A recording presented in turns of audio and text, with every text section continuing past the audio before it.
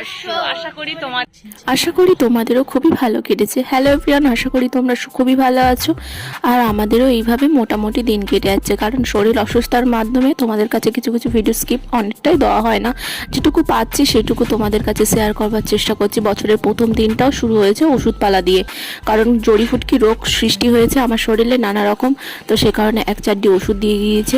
তো সকালে সেগুলো খাবো, আর সকালে যে কাজগুলো সেগুলো কিছু কিছু করেছি, যেগুলো স্কিপ তোমাদের কাছে শেয়ার করছি। আর এই দেখো কত সুন্দর এই যে শালিক পাখিটা।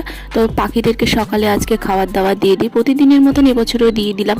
আর সকালে আমাদের গাছের টপদের নিচে থেকে একটা হলুদ গাছের চারা ছিল, তো সেখান থেকে একটু হলুদের কুচি নিয়ে এসেছিলাম, এনে হলুদটাকে বাটবো বলে। কারণ বছরের প্রথম দিনকে নিম হলুদ তো মাখে।